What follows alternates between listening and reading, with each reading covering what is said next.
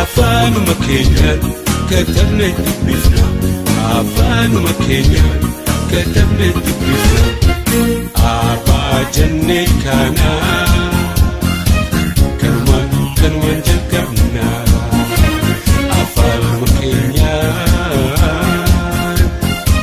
katabne dubbifna baracha barsiifna hubeedhaan jalqabna wallalli habajuu katabne dubbifna wallalli dukkana ija qalbii doomsa barnoota filanna isa jiru ibsa abbaa jennee kana kanumaan jalqabna afaanuma keenyaan katabne dubbifna afaanuma keenyaan katabne dubbifna abbaa jennee kana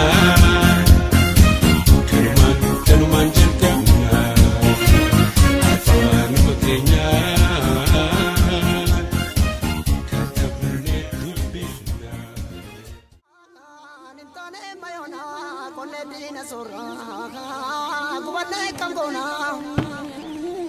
Ilamuma ofiiti walii gaaddisni waanuma kireetti yoomni lakkii alagaan kennu. Lakkii jiruutoo lakkii abiddeena lakkii agaraatoo maalumaaf godaannaa harkumaa wal qabnaa harkumaa wal yaamnaa afaanii wal taanaa ilafa qotuu gimbootaa fi osoo chokoo orsilooyini dinaa loluun dura dura osoo warkaan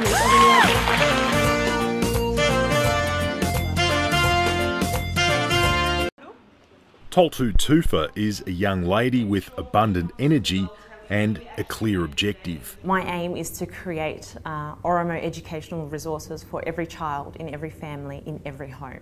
I feel really lucky that I've got a tool that I can use to help grow what my dad actually planted a very long time ago. I feel really privileged to be able to do that and to do that with my community. So not just me giving my tools to people, but saying, hey, this is what I've got, how are we going to make this work? And everybody giving me feedback and suggestions and creating something together. That's been the most special part for me. kabajamtoota daawwattoota TV Oromiyaa magaalaa Torontoodha akkam jirtan. Isinin jechaa qophii guyyaa irraatiif qabnu tana itti fufuudhaan odoon bal'inaan ittiin seenin duratti dhaamsa gammachuutiin isinii qaba. Kunis adde Toltuu Tufaadha. Dargaggee takkaafuu shamarree amma lafaa kaatee fi tan afaan Oromoo guddisuudhaa fi barnoota afaan Oromoo sadarkaa olaanaatti ol kaasuudhaaf barsiifatte.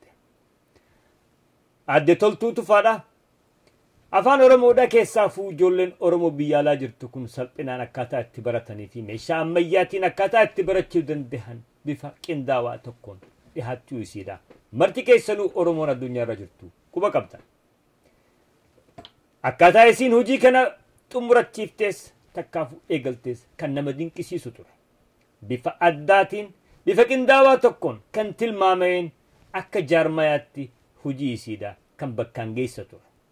Ummanni Oromoos qindoomina isiin ittiin as dhihaattee fi afaan Oromoo guddisuudhaaf akkaataa isiin itti tilmaamatte kanarratti gammachuu guddaatti dhagahamte argisiisuudhaaf deeggarsi inni isii godhees hamilee isiitis kan daran ol kaase. Nuus TV Oromiyaa magaalaa Torontootii fi akkasumatti adde Toltuu Tufaatis hamilee kiyyan ol kaasuu keessaniif takkaafuu nuus ol kaasuu keetiif ummaninis galatoomaa isinin jechaadha. Adde Toltuunis galatoomi jennaan. Galata kana babal'ifachuudhaa fi akkasumatti sagantaa isiin qabdu addunyaarratti bobbaa gootee ummata Oromootii fi hawaasa Oromoo maraaf ibsuudhaaf adde Toltuu Tufaadha bobbaa eegaltee jirti. Bobbaa addunyaarra gootu kana yoo sadarkaa duraatti April bultii 3 magaalaa Torontoo akka seentu ibsa karaa adda addaatiin baafne takkaafuu bahee irratti agarree jirra. April guyyaa 5 magaalaa Torontoo keessatti hawaasni Oromoodhaa qophii guddaa godheetii fi achirrattis argamte ibsa akka kennitu isinii dabarsina. Guyyaatti aanu sagantaan isiidhaa magaalaa Washington akka ta'e dhageenyee jirra. Adde Toltuu Tufaadhaatis galatoomu jechaadha. Isinis bakka isin deemtu maratti akka bira dhaabbattan hamilee keeysan kan kannaafii turtan haga maayyitti akka duuba hin deebine isin gaafanna. Eegoobanni daachee lammii gurguratee eegoobanni saaddoo eegoobanni daachee lammii gurguratee eegoobanni saaddoo eegoobanni daachee lammii gurguratee eegoobanni saaddoo eegoobanni daachee lammii gurguratee eegoobanni saaddoo. Itti aansuudhaan ammaan tana qophii bal'oo tan qabnu tan waa'ee Obboo Juneedin Saaddoodhaa tan torban dabre eegalirratti dhaamsa gara adda addaatti arkanne isinii ibsa. Qeeqa Obboo Juneedin Saaddoo irratti irkachuudhaan dhiheessina dhiifama. Deebisaan Oromoota addunyaa kanarra jiru bakka adda addaarraa arkanne 85 olitti kan akkaan nu gammachiise ture.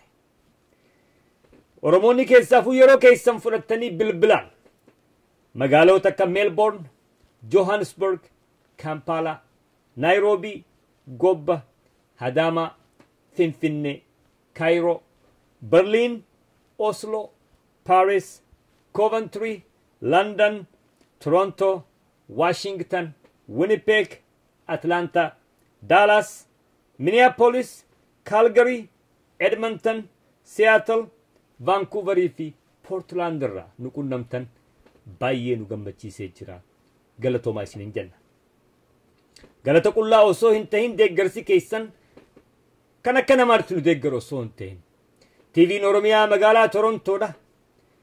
Dhugaa jirtu as baasee saaxiluudhaaf. Hojjaan isin gootan kan nama dinqisiisu waan ta'eef jecha itti fufaa isin duuba jirraa jechuun keessan nus hojii keenya haala ammaan duraatirraan hamilee ol kaateen akka itti fufnu waan nu godheef jecha galatoomaa isiniin jenna. Kana yerooniif jennu qeeqninis hin dhabamne. Qeeqni kun bifa lamatti nu dhihaatee jira. Qeeqni sadarkaa duraa kan manguddoota, hayyoota, sabboontootaa fi Oromoota hubannoota qaban kan nus kabajaa gurguddoo qabnuuf irraa dhihaate. Kunis hojjaa Juneedin Saaddoodhaa sheekotti Islaamaa irratti hojjete. Sirritti maan dhiheessinii, maan dabarsinii kan jedhu ture. Kun dhugaadha qeeqa nuus fudhachuu qabu. Dabarsuu dhabuuf keenya badiidha jennee ofirratti fudhannee jirra. Garuu maaliif dhiheessuu ooltanii gaaffii jettuuf deebisaa gabaabduu takka isinii kan nu feena. Deebisaa takkaafuu akkaataa Juneedin Saaddoo sheekotti Islaamaa itti qaaneesse wallaallee takkaafuu hubachuu dhabneetii miti. Qeeqa irratti dhiheessine kana mara kana mandura dhiheessine ragaa irratti qabna. Warri yeroo wal dabartee jirtii yeroo namoota maqaa dhooynullee sirrii miti jettan tan yeroo sanii gittu waan galmoottee jirtuuf waan mamii qabaatii miti. Angoo fi taayitaan yeroo san turte garuu tan xiqqoo hin ibsamin turte. Kanneen biraatis kan ummanni Oromoo beekuu bira taree akka namaatti xalayaadhaan hojjettootaan ragaa irratti qabu. Kan amantii Islaamaa garuu jecha inni jedhe tokkootu ture. Yeroonii fi sheekottiin Islaamaa dhiittaadhaa fi ulee mootummaan wayyaanee irraan gahaa jirturraa hafuura argachuudhaaf akka ilma Islaamaa tokkotti dahannoo argachuudhaaf fi deeggarsaaf itti dhaqan. Adabattanii yoo hin teenye gabbaaseetiin areeda isinirraa haada jecha jedhuu fi deebisaa fakkaatu deebisuu isaaf dhageenyee turre. Garuu jecha kana nama biratti jedhamee fi irratti jedhame ragaa guutuu argachuu waan hin dandahiniif jecha dhiheessuun xiqqoo nutti ulfaattee turte. Kanaaf ifa garuu manni Oromoodha walii galatti fudhate badiin sheekotti Oromootii fi amantii hoggantoota amantii Islaamaa irratti hojjetamte san bal'inaan akka ummatatti dhiheessuu dhabuun keenyas irra deebinee badiidha jedha. Tan sadarkaa lammaffaadha. Garuu hin fudhannuusi fudhachuuf illee hin ta'e. Abbummaan fedheehu yaada dhihaate irratti hundaa'ee qeeqa Juneedin Saaddoo irratti dhiheessine dhara tahuu takkaafuu olala tahuu isaa mirkaneessuudhaaf ragaa qabu qabatee dhihaachuun mirga qaba. Akka TV Oromiyaattis akka namootaattis ta'e chaalenjii godhu danda'a. Ammoo qabxiilee Juneedin irratti dhiheessine odoo hin kaasin takka takka ragaa isiidha odoo dhiheessuuf jibbaata hin godhin bakka lamatti adda fuudhamaniiti. Akka jala deemnee agarratti warri dhaamsa adda addaa keessaafuu karaa maxxansaalee feesbuukiin darbachaa turan eenyu akka tahan isinitti tuqufeena. Warri dura dhaabbannoo akkasii takkaafuu qeeqa akkasii dhiheessaa turan ifiifuu lamatti adda fuudhaman. Tokko warra lafti qotee bulaa Oromoodhaa yeroo saammatu waliin saammate Juneedin Saaddoo jalatti dhuunfaa mataa ofiitiif milkaa'e. Kanneen lammaffaa garuu warra olola gandummaadha kan qaanii ammaan dura hojjetamte irraa hin baratin barnoota hin argatin kan sammuun isaanii ilaalcha gandummaatiin dhiphatte agartuun isaanii ilaalcha gandummaatiin gabaabbatte. Warri akkasii ganda tokkos kutaa tokkos biyya takkaas bakka hin bu'u. Juneedin Saaddoodhaa uummata Oromootii fi ganda bakka bu'eetii miti. Aanaan isaa filateetii miti. Isaa fi kan biraatiis akkaasan aliitee uummanni Oromoo bakka hin buufanne. Diinaatu fuudhee achi kaayyate. Arsiin biyya gootootaati. Tan Juneedin Saaddootaa fi namoota gaaffii Oromummaadhaa ija gandummaatiin ilaalu madaalamtuu miti. Biyya gootota diddaa fincila gabrummaadhaa fakkii Oromootaa tan ragaansii harma muraa aanoleedhaa dhaadannoo Oromoota idileeti. Biyya gootootaa tan akka guutamaa hawaas nadhii gammadaa xumura irratti warra akkanaatiif kan qeeqa gandummaa irratti hundaa'uudhaan dhiheessaniif kan osoo ragaa qabatamaa hin tahin qabaatiin ija cufachuudhaan akka ololaatti fudhatanii dhiheessuu fi jibbaata godhaniif gaaffii takka qaban. Barattoota yuunivarsiitiileedha kanneen ajjeefaman, ari'aman, hidhaman. Haadha barataa tokkicha qabdu ilma dhiiraa tokkicha qabdu bakka Juneedin Saaddoo jirutti dormii duratti ajjeefame. Barattoota uleedhaa fi hidhaa mootummaa tana dheeysa hurruma keessatti dhuman garba diimaa keessatti awwaalaman. Gammoojjii Saayinaay keessatti allaattiin nyaatte garba Meeditiraaniyaa keessatti dhabaman. Itti gaafataman eenyu? Waa'ee Juneedin Saaddoo laalchisee yeroo duraatii miti kan dhiheessine. If duuba deebi'aadha sagantaa TV Oromiyaa magaalaa Torontoodhaa laala. Gaafanni aangoo irra ture yuunivarsiitii keessatti deddeemee ijoollee Oromoo kaantumaadhaa hiisisaadha. Haadholeedhaaf ijoolleen teessan duutii xixiqqaatte jechaa ture. Abbootiidhaaf dinnina kannaa ture san qophii isarratti dhiheessine. Dinnina gaafa san kennineef wanni arraan tana inni irra mudate kun mudachuuf akka taatu akka ta'e dhiifama akka hin oolamne namni diinaaf hojjetu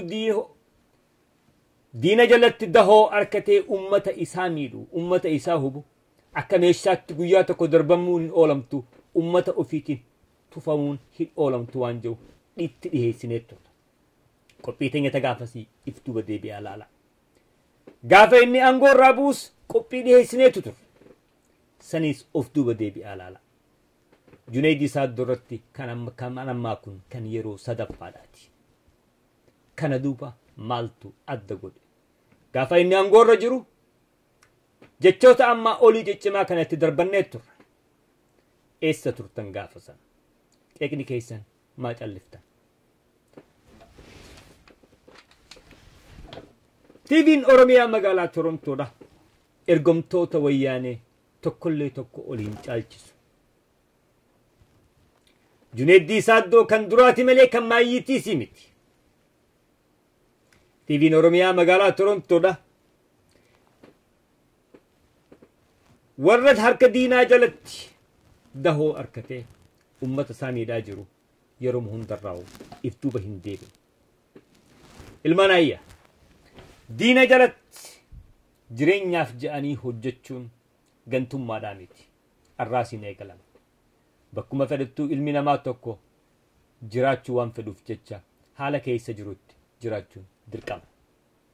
Ammoo jireenyaaf bira dabranii diina ofii gammachiisuudhaaf gooftaa diinotaa gammachiisuudhaaf aangoo dhuunfaa mataa ofii harkachuudhaaf ummata ofii ficcisiisuun aanaa ofii ajjeesisuun gantummaadha. Biraas dabree fafa. Juneedin Saaddoodhaatis kan duraatii miti malee itti fufa isinin jedha. Namoota mootummaa jalattis tahee wayyaanee alattis dhiiga ilmaan Oromoo harkaa qaban TV'n Oromiyaa magaalaa Torontoodha saaxiluudhaaf arraas boruus iftuubatti hin deebi'u isinin jenna. Daawwattoota keenya waan dhaggeeffattaniif galatoomaa jechaadha akkan isin dhaammatu. Amasayyootii akkasumatti qopheessitootaa fi qindeessitoonni qophii TV Oromiyaa magaalaa Torontoos nagatti isinin jenni galatooma.